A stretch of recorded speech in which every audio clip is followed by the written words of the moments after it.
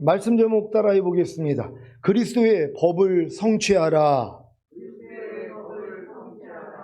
주일 5일 동안 다른 사람을 판단하는 죄에서 벗어나 마땅히 연약한 자의 약점을 담당하고 자기 좋을 대로 행하지 않는 신령한 성도가 되셨습니까?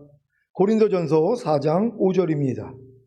다 같이 읽습니다. 시작. 그러므로 때가 이르기 전 곧 주께서 오시기까지 아무것도 판단치 말라. 그가 어두움에 감추인 것들을 드러내고 마음의 뜻을 나타내시리니 그때 각 사람에게 하나님께로부터 칭찬이 있으리라. 아멘. 왜 다른 사람을 판단하는 것이 죄가 되는 것입니까? 여기서 말하는 판단은 심판과 정죄를 의미합니다. 왜 다른 사람을 심판하고 정죄하는 것이 죄가 되는 것입니까? 그것은 하나님이 완전하지 않은 사람에게 다른 사람을 심판하고 정죄하는 권세를 주시지 않았기 때문입니다. 또한 우리가 다른 사람의 사정을 하나님처럼 정확하게 알지 못하기 때문에 다른 사람을 심판하고 정죄하는 것은 올바르지 않습니다. 그럼에도 불구하고 다른 사람을 심판하고 정죄하는 것은 스스로 재판자, 곧 하나님이 되려는 것입니다.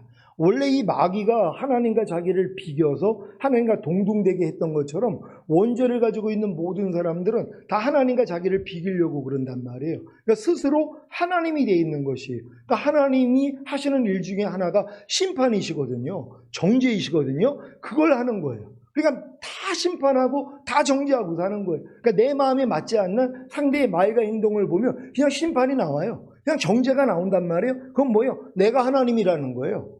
나는 하나님의 종이 아니라 하나님의 자녀가 아니라 내가 하나님이라는 걸 보여주는 거예요. 그럼 의외로 우리가 삶 가운데서 이렇게 하나님 자리에 올라와 있는 이런 모습들이 있다는 것이란 말이에요. 왜? 상대의 어떤 허물을 볼 때, 상대가 어떤 실수를 할 때 즉시로 우리는 심판을 하고 정죄해버린단 말이에요. 그게 하나님 자리에 올라가는 것이란 말이에요. 이런 모습들을 하나님이 이제 드러내셔서 회개하게 하시는 거예요. 왜? 이 죄도 주님이 이미 멸해 주시고 해방시켜 주셨잖아요. 그러니까 여러분들이 삶 가운데서 어떤 일에 대해서 진짜 안 좋은 일을 행하는 사람을 봐도 이제 심판과 정죄가 안 나오고 긍휼이 나와야 되는데 우리는 야, 좀 저럴 수가 있어. 저런 못된 것 하는 심판과 정죄가 나와버린단 말이에요. 이걸 하나님이 이제는 발견하게 해주시는 거예요. 아, 주님 이 죄도 멸해 주시고 해방시켜줬죠? 하고 이 죄를 여러분이 이겨버린단 말이에요. 그러면 그 다음부터는 뭐예요? 심판과 정죄가 나오는 게 아니라 하나님하고 주님을 부르게 돼 있단 말이에요. 그래서 주님의 마음으로 이해해 주던가 용서해 주던가 이런 모습이 나온단 말이에요. 이런 훈련 잘 받는 여러분 되시기를 바랍니다. 야고보서 4장 11절 12절입니다. 제가 먼저 읽습니다. 형제들아 피차에 비방하지 말라. 형제를 비방하는 자나 형제를 판단하는 자는 곧 율법을 비방하고 율법을 판단하는 것이라. 내가 만일 율법을 판단하면 율법의 준행자가 아니요 재판자로다. 입법자와 재판자는 오직 하나이시니 능히 구원하기도 하시며 멸하기도 하시느니라. 너는 누구간데 이웃을 판단하느냐? 아멘. 여러분은 율법을 준행하는 자입니까? 아니면 율법의 입법자와 재판자가 되십니까? 율법의 입법자와 재판자가 하나님이심을 믿습니까? 그렇다면 여러분은 마땅히 율법의 준행자가 되셔야 합니다. 여러분이 율법의 준행자가 되셔서 준행해야 하는 율법의 완성이 무엇입니까? 바로 사랑입니다. 로마서 13장 10절입니다. 다 같이 읽습니다. 시작. 사랑은 이웃에게 악을 행치 아니하나니 그러므로 사랑은 율법의 완성이니라. 아멘. 따라해 보겠습니다. 나는 율법의 준행자로서 이웃에게 악을 행치 아니하고 이웃을 사랑함으로 율법을 완성하겠습니다. 아멘. 이렇게 살 수 있는 여러분 되시기를 바랍니다. 여러분은 율법의 입법자와 재판자가 아니라 율법의 준행자임을 고백하셨습니까? 그렇다면 다른 사람을 사랑함으로 율법을 완성하셔야 합니다. 그러기 위해서는 반드시 피차에 비방하지 말아야 합니다. 야고보서 4장 10절, 11절입니다. 제가 먼저 읽습니다. 주 앞에서 낮추라. 그리하면 주께서 너희를 높이시리라. 형제들아 피차에 비방하지 말라. 형제를 비방하는 자나 형제를 판단하는 자는 곧 율법을 비방하고 율법을 판단하는 것이라. 내가 만일 율법을 판단하면 율법의 준행자가 아니요 재판자로다. 아멘. 야고보가 10절에 주 앞에서 낮추라. 그리하면 주께서 너희를 높이시리라는 겸손에 대한 말을 한 후에 갑자기 형제자매를 비방하지 말라고 한 것은 어떤 이유에서입니까? 비방은 자신이 높은 자리에서 다른 사람들을 낮게 평가할 때에 나타나는 것입니다.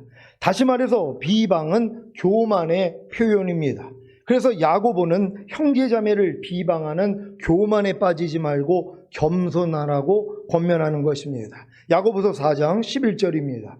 다 같이 읽습니다. 시작. 형제들아 피차에 비방하지 말라. 형제를 비방하는 자나 형제를 판단하는 자는 곧 율법을 비방하고 율법을 판단하는 것이라. 내가 만일 율법을 판단하면 율법의 준행자가 아니요 재판자로다. 아멘. 형제들아 피차에 비방하지 말라는 권면은 어느 누구에게 제한된 권면이 아니라 피차에 해당되는 것입니다.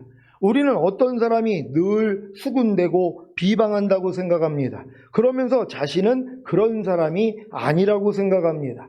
하지만 성경은 피차 비방하지 말라고 권면합니다.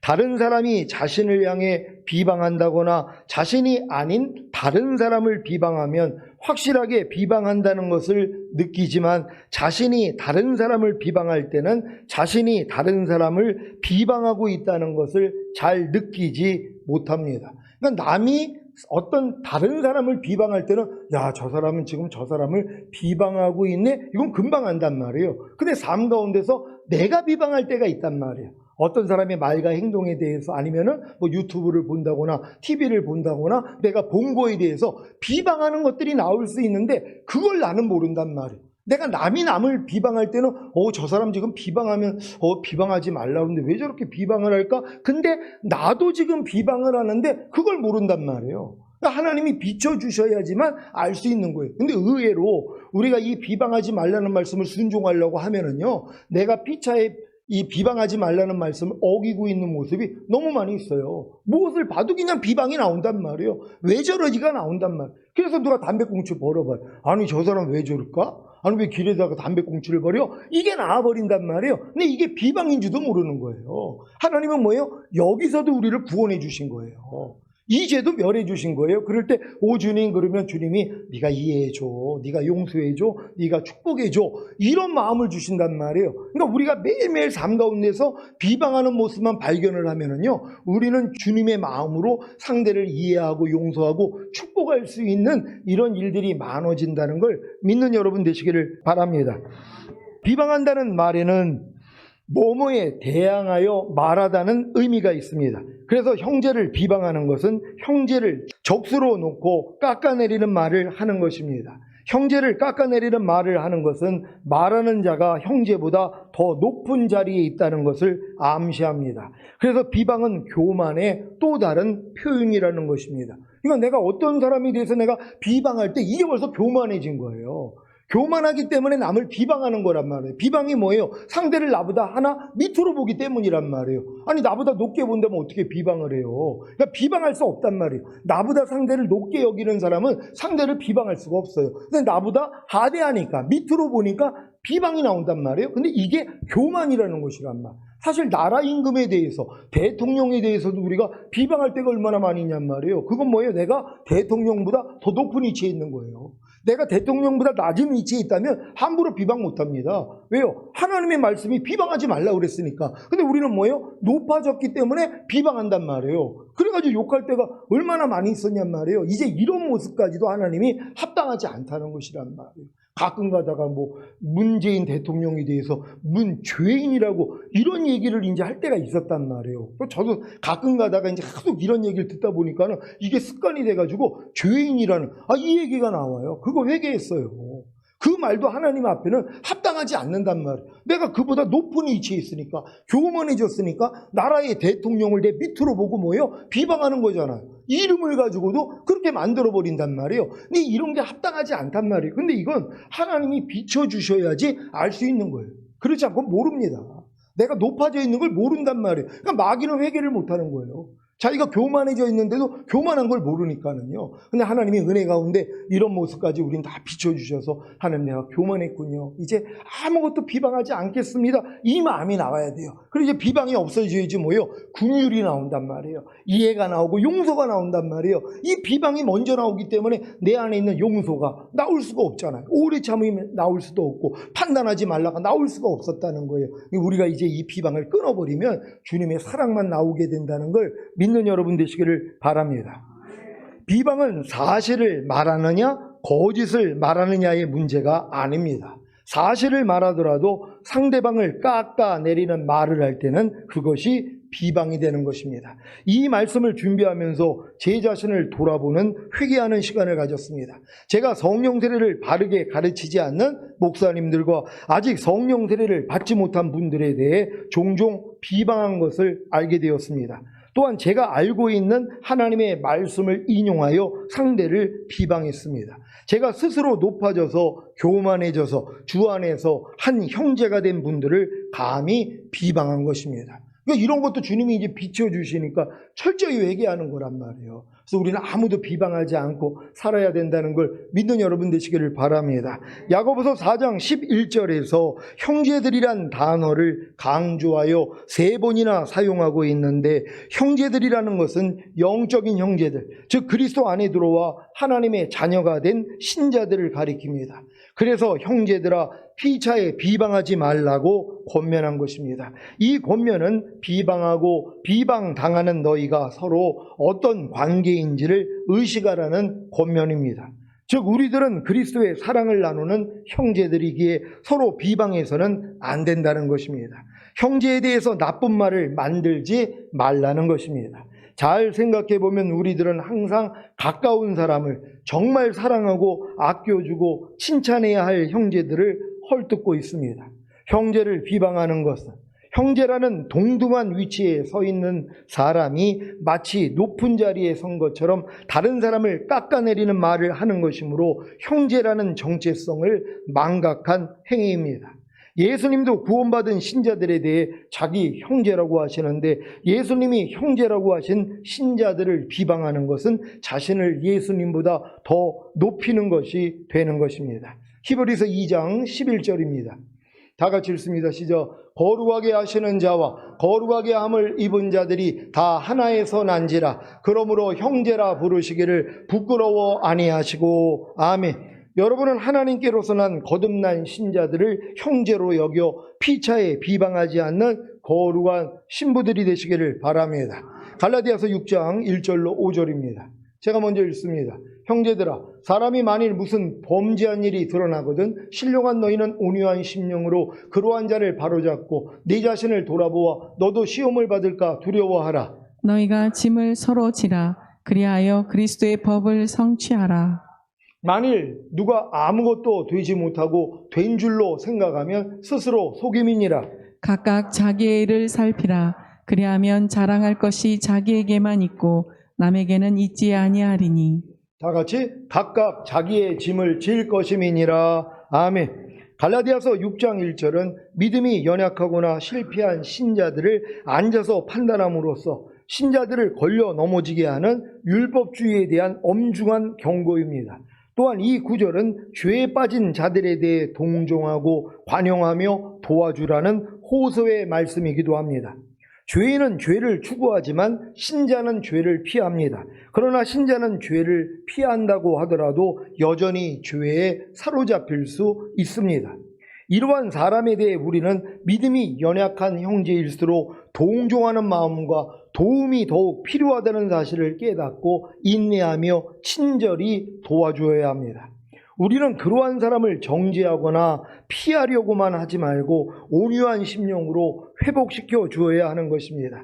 이처럼 1절에서 우리는 정죄하며 비난하는 정신에 대하여 직접적으로 경고를 받고 있는데 이러한 정신에 정반대되는 것이 2절에 나와 있습니다. 갈라디아서 6장 2절입니다. 다 같이 읽습니다. 시작. 너희가 짐을 서로 지라. 그리하여 그리스도의 법을 성취하라. 아멘. 이와 같이 우리는 믿음이 약하고 짐진 자들을 낙심시키지 말고 그들의 짐을 져야 합니다.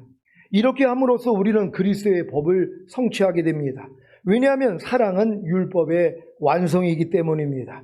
내가 다른 사람보다 더 거룩하다고 생각하고 다른 사람을 비난하는 자세야말로 율법주의의 증거입니다. 이와는 반대로 용서하고 오래 참아 주는 것이야말로 은혜의 증거입니다. 따라서 우리는 서로 다른 사람의 짐을 져야 합니다. 그러나 5절에서 우리는 다음과 같이 모순된 것 같은 말씀을 보게 됩니다. 5절 말씀 다 같이 읽습니다. 시작. 각각 자기의 짐을 질 것임이니라. 아멘. 이 말씀은 2절과 모순된 것입니까? 우리가 2절에 나오는 짐이란 단어가 5절에 나오는 짐이란 단어와 똑같지 않다는 사실을 알기 전까지는 그와 같이 생각하는 것이 당연합니다. 너희가 짐을 서로 지라. 2절 말씀에 나오는 짐이란 단어의 원어는 바로스로서 그 의미는 사전에 무거운 짐과 부담으로 나와 있습니다. 그러나 5절에 나오는 짐이란 단어의 원어는 포르티온으로서 그 의미가 해야 할 임무나 봉사로 규정되어 있습니다. 그러므로 우리가 서로 도와서 다른 사람의 짐을 져야 할 그 짐의 의미는 우리가 이미 살펴본 1절에 비추어서 보아야 합니다. 여기서 우리는 믿음이 약하여 범죄하게 된 그 형제를 회복시켜 줘야 한다는 권고를 받고 있습니다. 우리는 그러한 사람을 정죄하거나 낙심케 하지 말고 그들을 도와서 그들이 그러한 과실을 극복하도록 도와줘야 합니다.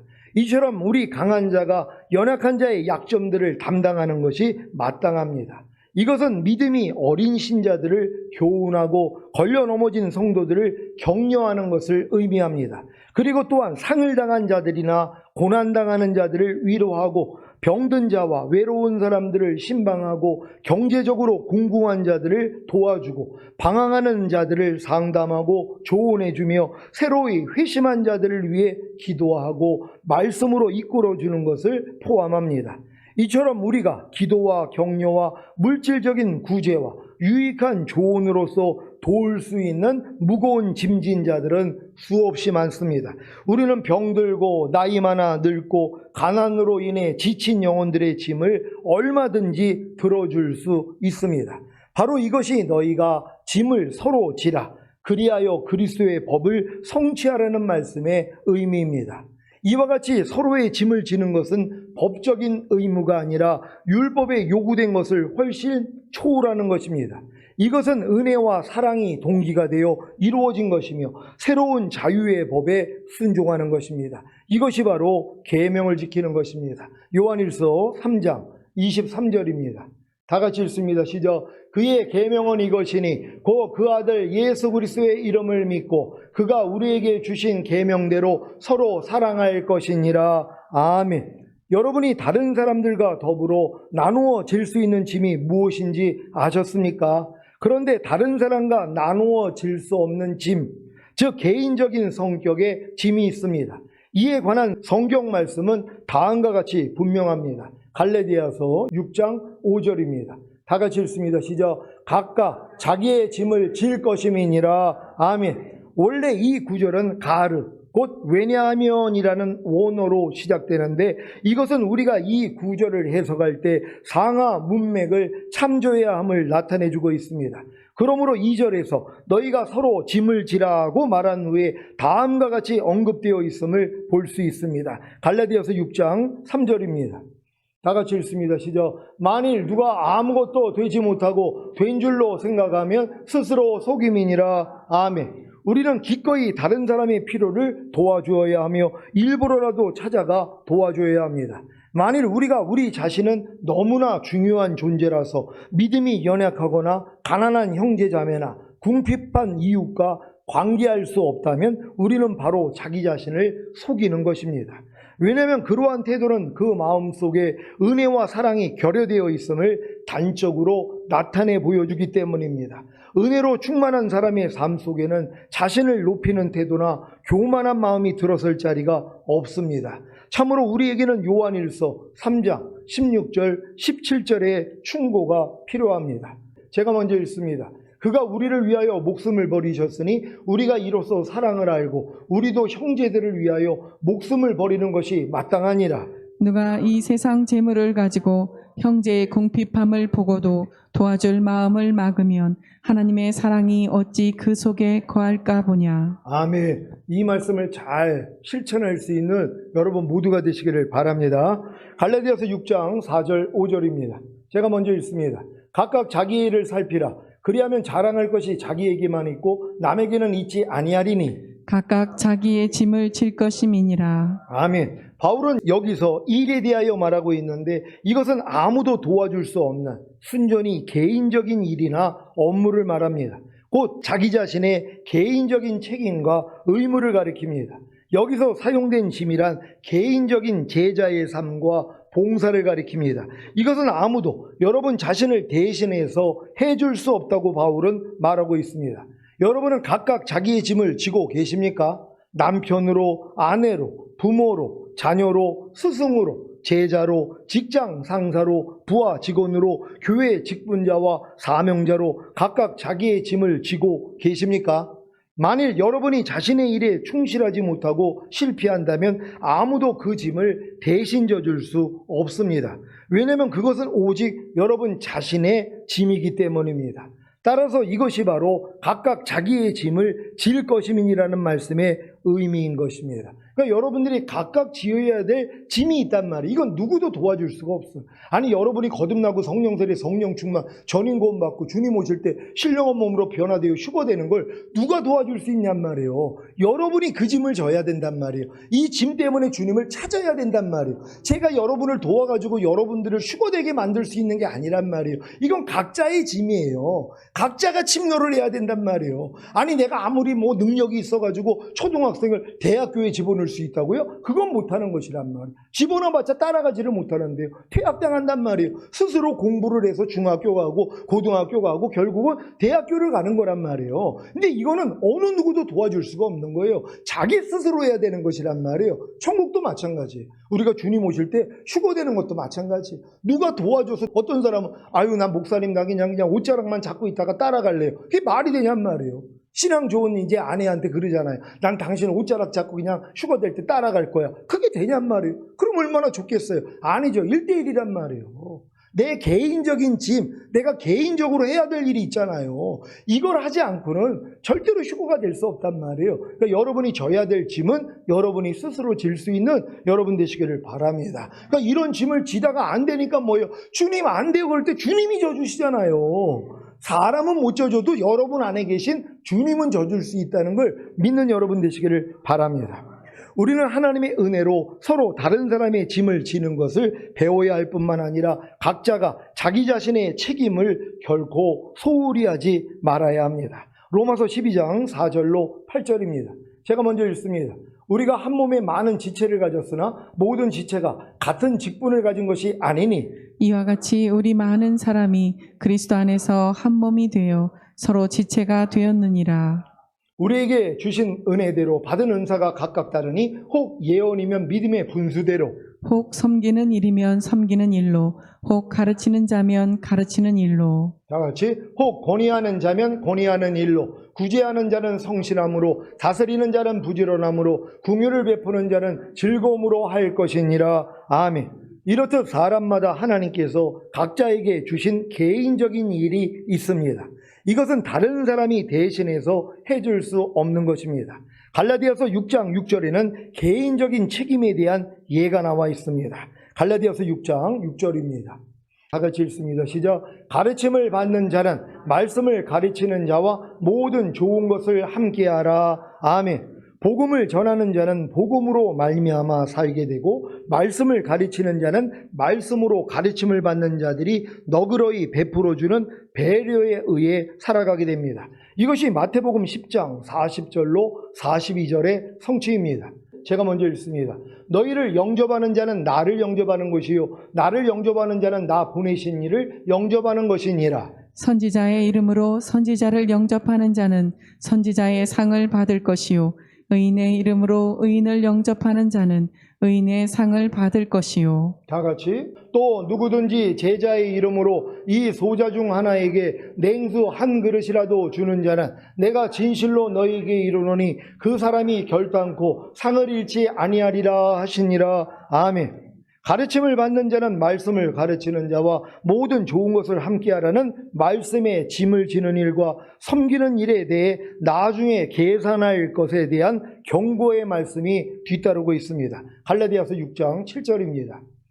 다 같이 읽습니다. 시작. 스스로 속이지 말라. 하나님은 만홀히 여김을 받지 아니하시나니 사람이 무엇으로 심든지 그대로 거두리라. 아멘. 우리의 모든 행위가 평가받는 때가 오고 있으며 그날에 우리는 우리의 충성 여부에 근거하여 상급을 받게 된다는 사실을 기억해야 합니다. 주님께서는 우리의 동기와 재능과 기회뿐만이 아니라 우리가 처했던 불리한 상황이나 곤란한 사정, 그리고 우리가 안고 있었던 특별한 짐 등을 고려하실 것입니다. 갈라디아서 6장 8절입니다. 다 같이 읽습니다. 시작. 자기의 육체를 위하여 심는 자는 육체로부터 썩어진 것을 거두고 성령을 위하여 심는 자는 성령으로부터 영생을 거두리라. 아멘. 자기의 육체를 위하여 심는 자가 누구입니까? 바로 자기 육체의 소욕을 따라 사는 자입니다. 자기 육체의 소욕이 무엇입니까? 자기가 보고 싶은 것을 보고, 자기가 듣고 싶은 것을 듣고, 자기가 생각하고 싶은 것을 생각하고, 자기가 말하고 싶은 것을 말하고, 자기가 행동하고 싶은 것을 행동하는 것입니다. 그 결과가 무엇인지 아십니까? 자기 육체로부터 썩어진 것을 열매로 거둡니다. 썩어진 것이 무엇입니까? 영생이 아닌, 즉 영생이신 예수 그리스도께 속하지 않은 모든 것입니다. 성령을 위하여 심는 자가 누구입니까? 바로 성령님의 소욕을 따라 사는 자입니다. 그 결과는 성령으로부터 영생을 열매로 거둡니다. 성령으로부터 영생을 열매로 거두는 것이 무엇입니까? 성령으로 영을 낳는다고 하신 같이 성령으로부터 영, 곧 하나님의 말씀을 낳는 것입니다. 하나님의 말씀을 낳는 것이 무엇입니까? 바로 하나님의 말씀에 순종하는 것입니다. 결국 성령을 위하여 심는 자는 하나님의 말씀에 순종함으로 성령으로부터 영생을 거두고 있습니다. 여러분 지금 영생 잘 거두고 계십니까? 이해하라는 영생은 거두고 계십니까? 용서하라는 영생은 거두고 계십니까? 오래 참으라는 영생은 거두고 계십니까? 항상 기뻐하라는 영생은 거두고 계십니까? 성령만 쫓아 행하면 거둘 수 있다는 것이란 말. 근데 우리는 습관적으로 육체를 쫓기 때문에 거두지를 못하는 거예요. 염려하라는 육체를 쫓아요. 항상 기뻐하지 말라는, 범사에 감사하지 말라는, 불평하라는, 남을 판단하고 정죄하라는 이 육체를 쫓는단 말이에요. 그러니까 육체로부터 썩어진 것만 거두고 있는 거예요. 그러니까 이거를 여러분이 멸할 때 주님만 의리하고 성령을 쫓아 행하면 도리어 영생을 거둔단 말이에요. 이제는 여러분들이 영생만 거두고 사는 거예요. 하루 동안에. 이제 육체를 위해서 심는 자가 아니라 성령을 위해서 심는 거 뭐예요? 부르기만 하면 돼요. 무슨 일만 있으면 주님만 부르면 주님이 안에서 네가 이해해. 그러면 뭐예요? 이해하는 영생을 지금 거두고 있잖아요. 여러분이 지금 이해할 때 영생의 열매를 거두고 있는 거예요. 여러분이 드시고 있는 거란 말이에요. 이게 얼마나 귀한 일이냔 말이에요. 어떤 일에 대해서 주님 그랬대 네가 용서해줘. 그럼 뭐예요? 내가 용서할 때 용서라는 이 영생을 거두고 있는 거잖아요. 왜? 성령을 쫓아 행하니까. 성령을 쫓아 행하는 건 주님만 부르면 된단 말이에요. 여러분이 노력하는 것도 아니에요. 이제는 주님만 부르면 성령님이 안에서 그냥 말씀을 주시잖아요. 네가 오른편 빠지면 왼뺨 돌려 하고 순종했더니 그 영생을 지금 거두고 있잖아요. 거둔 영생이 지금 하늘나라에 쌓이고 있는 거예요. 여러분의 상급으로요. 이거 까먹지 마시란 말이에요. 하루 동안의 영생을 많이 거둬서 하나님께 올려드릴 수 있는 이런 여러분 되시기를 바랍니다. 여러분은 성령의 소욕을 따라 삶으로 항상 기뻐하라는 영생을 거두고 계십니까? 아니면 육체의 소욕을 따라 삶으로 항상 기뻐하지 말라는 썩어진 것을 거두고 계십니까? 여러분은 성령의 소욕을 따라 삶으로 쉬지 말고 기도하라는 영생을 거두고 계십니까? 아니면 육체의 소욕을 따라 삶으로 쉬지 말고 기도하지 말라는 썩어진 것을 거두고 계십니까? 여러분은 성령의 소욕을 따라 삶으로 범사에 감사하라는 영생을 거두고 계십니까? 아니면 육체의 소욕을 따라 삶으로 범사에 감사하지 말라는 썩어진 것을 거두고 계십니까? 매일매일의 삶 가운데서 자기의 육체를 위하여 심음으로 육체로부터 썩어진 것을 거둘 것인가? 아니면 성령을 위하여 심음으로 성령으로부터 영생을 거둘 것인가를 잘 선택하시기를 바랍니다. 다시 말해서 매일매일의 삶 가운데서 자기의 육체의 소욕을 따라 삶으로 육체로부터 썩어진 것을 거둘 것인가, 아니면 성령의 소욕을 따라 삶으로 성령으로부터 영생을 거둘 것인가를 잘 선택하시기를 바랍니다. 이게 여러분 앞에 생명나무와 선악과를 둔 거랑 똑같단 말이에요. 성령만 쫓아 행하면 그냥 영생을 거두는 거고, 육체를 따라 행하면 썩어질 걸 거두는 거예요. 사망을 거두는 것이란 말이에요. 이게 매일 여러분의 삶이란 말이에요. 근데 어렸을 동안에는 이걸 선택을 못 한단 말이에요. 왜? 소변 대변을 가릴 수 있는 실력이 안 되잖아요. 근데 지금 여러분의 믿음에서는 이제 분별이 되니까 뭐예요? 바른 선택을 할 수 있단 말이에요. 어떤 환경이 되더라도 주님 불렀더니 네가 이해해, 용서해, 이걸 먹을 수 있잖아요. 아니, 이 영생을 거두는데 얼마나 기쁜 일이에요. 근데 옛날에 습관대로 주님을 부르지 않으면 반대를 선택한단 말이에요. 육체의 소욕을 여러분이 따를 수밖에 없다는 거예요. 그러니까 주님 부르는 것밖에는 없어요. 매일매일 그냥 어린애처럼 주님만 부르시는 여러분 되시기를 바랍니다. 여러분은 성령의 소욕을 따라 삶으로 성령으로부터 영생을 거두기 위하여 범사의 주님을 인정함으로 주님을 부르는, 항상 기도하며 깨어있는 삶을 사시기를 바랍니다. 갈라디아서 6장 9절 10절입니다. 제가 먼저 읽습니다. 우리가 선을 행하되 낙심하지 말지니 피곤하지 아니하면 때가 이름에 거두리라. 그러므로 우리는 기회 있는 대로 모든 이에게 착한 일을 하되 더욱 믿음의 가정들에게 할지니라. 아멘. 여러분은 어떤 선을 행하고 계십니까? 죄에 빠진 자들에 대해 동정하고 관용하며 도와주는 선을 행하고 계십니까? 짐을 서로 짐으로 그리스도의 법, 곧 사랑을 성취하는 선을 행하고 계십니까? 각각 자기의 일을 살피고 각각 자기의 짐을 지는 선을 행하고 계십니까? 말씀을 가르치는 자와 모든 좋은 것을 함께하는 선을 행하고 계십니까? 성령을 위하여 심는 선을 행하고 계십니까? 그렇다면 낙심하지 마시기 바랍니다. 왜냐하면 여러분이 포기하지만 않는다면 때가 이름에 영생을 거둘 것이기 때문입니다. 때가 이름에 영생을 거둘 것을 믿기에 여러분은 기회가 있는 대로 모든 이에게 착한 일을 하되 더욱 믿음의 가정들에게 하시기를 바랍니다. 오늘 선포된 말씀을 통해 그리스도의 법, 그 사랑을 성취하여 영생을 거두는 주님의 신부가 되시기를 예수 그리스도의 이름으로 축원합니다. 기도하겠습니다. 오늘 선포된 말씀을 통하여 그리스도의 법을 성취하라. 여러분, 이제는 그리스도의 법을 성취할 때가 됐어요. 모든 말씀이 여러분을 통해 나타날 수 있는, 왜? 성령만 쫓아 행하면 되니까는요. 그건 뭐예요? 주님만 부르면 되는 거예요. 항상 기도하며 깨어있는 삶, 범사의 주님을 인정함으로 주님만 부르면 된단 말이에요. 그러면 주님이 여러분 안에서 영생을 주시는 것이에요. 말씀을 주신단 말이에요. 이걸 여러분이 순종하는 것이 영생을 거두는 것이고 하늘나라에 쌓는 것이란 말이에요. 이런 상급 쌓다가 주님 얼굴 뵙기를 원합니다. 주여 한번 해주고 기도합니다.